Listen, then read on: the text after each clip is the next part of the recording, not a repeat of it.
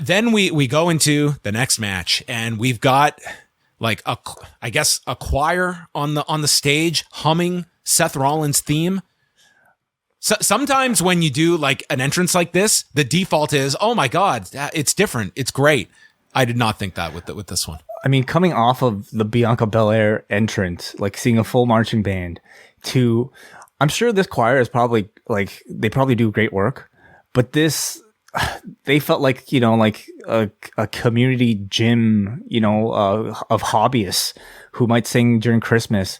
When they came out here to do this, like it felt so low budget compared to the previous two. So it might have just been, you know, a fact of poor placement, but yeah, it was not that special.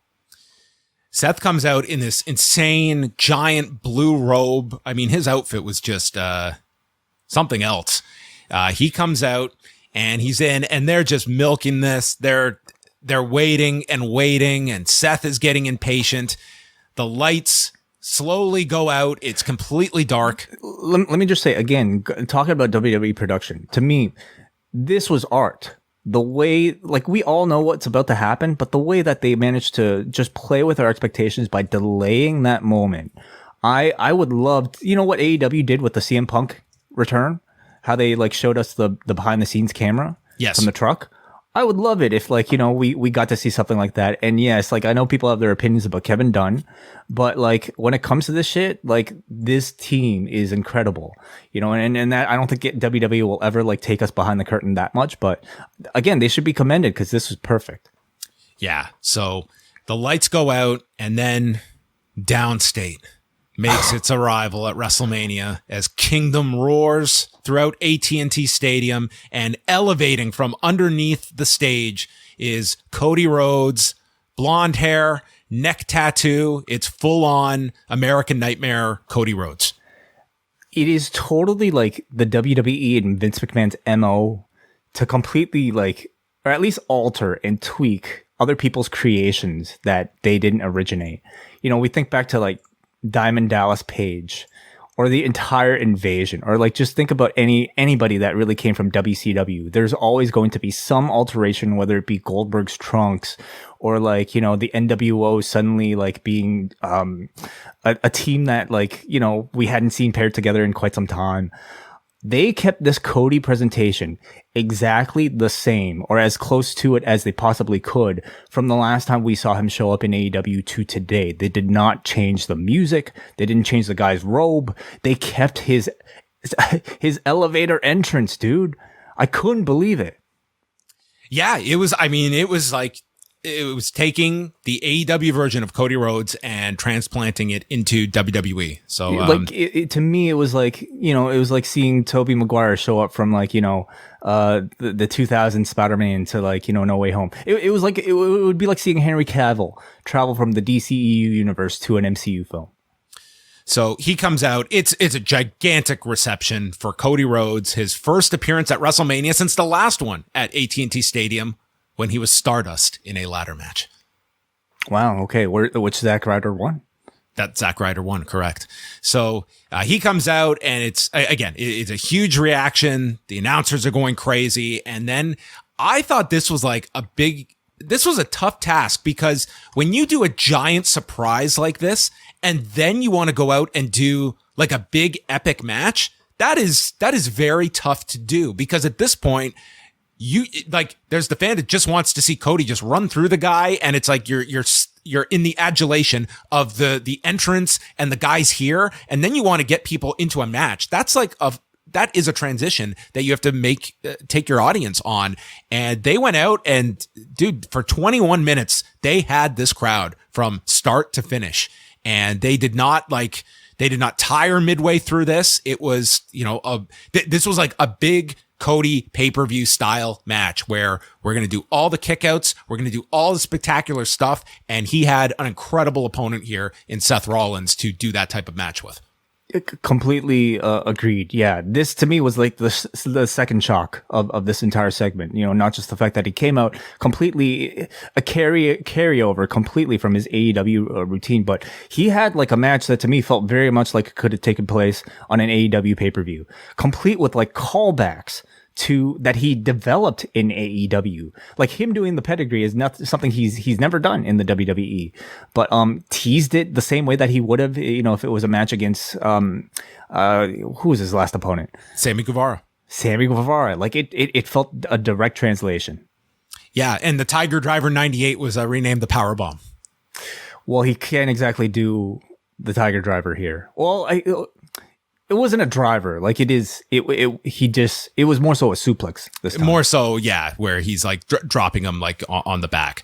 At the beginning, he does the Stardust cartwheel, and Graves pretty much explained he was like cleansing it from his system. I thought Graves did a hell of a job in this match. He was great. He's clearly somebody who's been following Cody throughout his AEW run, so he was able to, I think, make plenty of references, at least to the spots that he was developed there. Like, he mentioned Undeniable, at some point. He knew all the moves in both of their arsenals, of course, and I thought he did a great job. Graves was very good here. Early on, Pedigree and Stomp are blocked, and they're battling and crash over the top to the floor. Rollins at one point, Rhodes takes his arm and just drives the shoulder into the mat, and Rhodes is grabbing hold of his ribs after a high cross is met with a drop kick, and so Rollins is working on him with a bear hug. At one point, gets in the line, "Welcome back to the big leagues, bitch."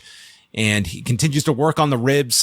Cody did a moonsault off of the top, and it just keeps escalating and escalating. Rollins hits that great looking springboard knee, Falcon Arrow for a 2 count, and Cody continues to avoid a pair of stomps.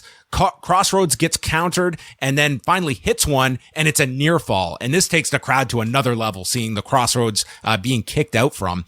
Rollins hit an inverted superplex from the top and followed that with like a giant reverse Bloody Sunday for a 2 count. Then he goes for the Phoenix Splash, misses that. He goes for the Pedigree. It's countered, and Cody gets the underhooks. And he goes for the Tiger Powerbomb 22. His variation of it, and like he's been doing the double underhook teases, of course, throughout his AEW run. Never executing a pedigree to my knowledge, and always going for like a Tiger Driver, like the J Driller, basically, like that sort of move. Here he obviously can't do it, so he turned it into a little kind of suplex type of deal. And this crowd completely, like, they knew what was going on.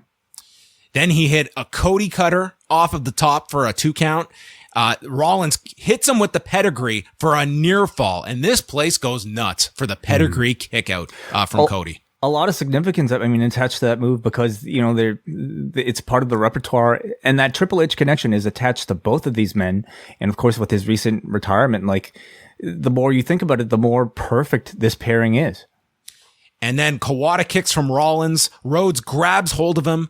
1 Crossroads, 2 Crossroads, and he's setting up for a third, but he starts delivering the dusty jabs and hits him with the bionic elbow before hitting the third and final Crossroads to win the match in 21 minutes and 33 seconds. This was spectacular. It was a hell of a match, man. And it's so cliche, but this entire presentation was a hell of a WrestleMania moment. This was like this hour of WrestleMania, that last match and this one, that's a pretty high hour of start to finish. Is this the best 1-2 combination we've seen of matches out of WrestleMania?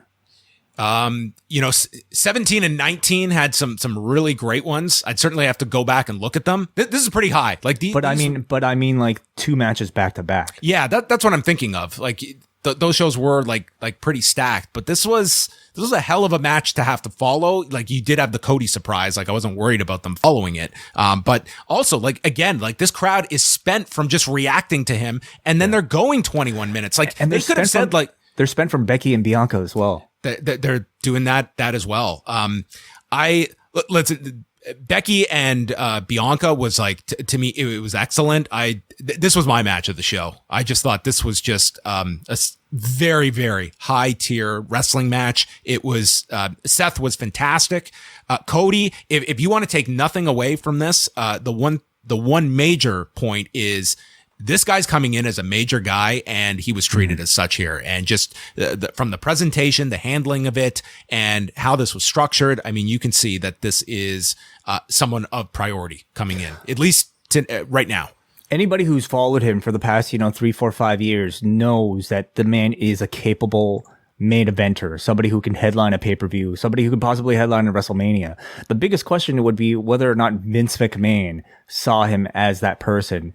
And at least upon return tonight, even though this wasn't the main event, the guy gave him a presentation like he was a main eventer, gave him a win over Seth Rollins, which, I mean, honestly, today that maybe doesn't mean as much as it did, but still, like a 20-minute match, sight unseen to this audience. It could have failed, John, a good chunk of this audience could have not reacted at all.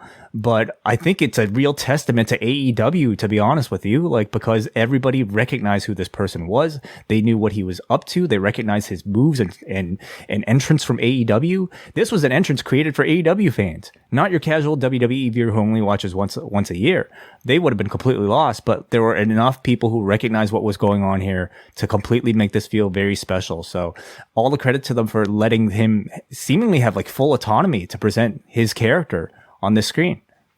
As soon as he came out, Variety posted their interview with Cody that they conducted several days ago, talking about coming back here, and just some quotes from that interview.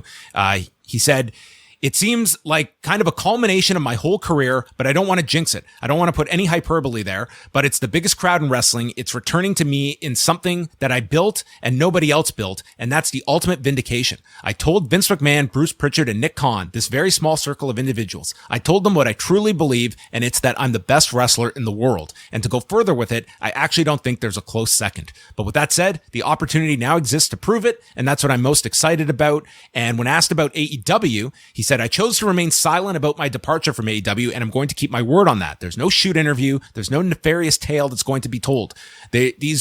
There were all of these different theories, and none of them are correct. I mean, there were things about money and creative control. They were printed as fact, and it's been a very difficult 2 months to see that, when the reality is it was just time. It was a personal matter, and we could not move past it. I have nothing but respect for Matt Jackson, Nick Jackson, and Kenny Omega. I'm rooting for Tony Khan. His name is going to be in the history books as someone who helped to bankroll and support this entire alternative and revolution that AEW became. But for me, it was just time to move on. I get an opportunity at my dream. I get another chance at it, and you really can't leave any stone unturned with that." So certainly not taking any shots at this point to AEW, and giving some clarity about the situation. He's been completely silent.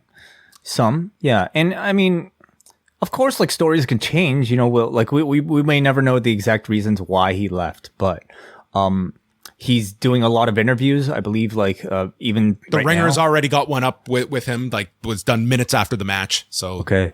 So now we get to kind of dig in and analyze this Cody transition a little bit more, but they've got the merchandise up. Cody's it's a terrible shirt. Hideous. Yeah. Not one that I think Braden would give the thumbs up to. It's on brand. His PR team did put out some kind of press release calling it a multi-year deal, which I think everyone would have assumed for this one. But yeah, I mean, he is going to be one of the most analyzed figures in all of wrestling for the next couple of months, to see where he is, because he could not have come in any hotter than how he did tonight, getting a major win, tearing the house down. And this is a company that they greatly need main event stars. They're also at a situation where they will be just fine if they bungle it at the same time. So he's going to be a very, very interesting figure to watch. Look at this. Are you sure? Aren't you sad your birthday just passed? Yeah, I didn't know that you could make that neck tattoo look any worse, but man, they made this shirt. It is it's going to sell a lot, I'll say that. I mean, after this appearance tonight, no matter how we may analyze this situation, I have to imagine he feels pretty happy about what he got to achieve tonight. Being able to have a 20-minute highlighted WrestleMania match, an excellent WrestleMania match to some people, to many people, match of the night, and suddenly feeling like a big star, maybe even the biggest in the industry right now. And that's certainly a far cry from where he was in AEW when he left. Of course, the question is, in 2 months' time, in 3 months' time, when the luster wears off, where's Cody Rhodes going to be? It's a great question. He is coming in. It's a system that he knows, that I think he's coming in with, putting out that comment that I feel I am the best wrestler in the world. People can scoff at that comment, that is the kind of confidence that you pretty much have to project at this level for Vince McMahon to see you in that light. And that is going to be a welcome attitude if he's coming in and believing that I am this benchmark to come in and be something big. 6 months from now, he could be anywhere. Who knows where he is going to be in terms of this? Like, it's you cannot predict it, but he got off to a great start. That's the best you can do. You can argue that like trying to shake that stigma is tougher because you're with people now that saw you grow up from when you were nothing, when you're just a kid, you know, coming up through their system. So can he be like a Drew McIntyre and like, you know, shed whatever he had, whatever image that they had of him prior? I'd say tonight was a very, very good start. I don't know if it could have gone any better for him. And he's a great promo, which also helps. That can be difficult in a WWE system, but again, it's going to be interesting to see like what leeway he gets. Yeah, it's going to be a fascinating person to watch. The other thing for me, like that's a major talking point coming out of this is that to me, like his authentic presentation from his AEW self to tonight, to me, sent a very strong message to people like an MJF, people that are outside of their system that, hey, if you're a big enough star, if we have the trust in you, you can be yourself. You don't have to, you know, conform to what we think of you. But, and again, you know, this can all change like by tomorrow. It can change certainly in 2 months and 3 months, but at least tonight, they gave the impression that you could be yourself. I would say that there are two other examples of that sends a message to your WWE talent that is looking elsewhere, and that is Kevin Owens and Sami Zayn. Mm-hmm. Totally. Yes.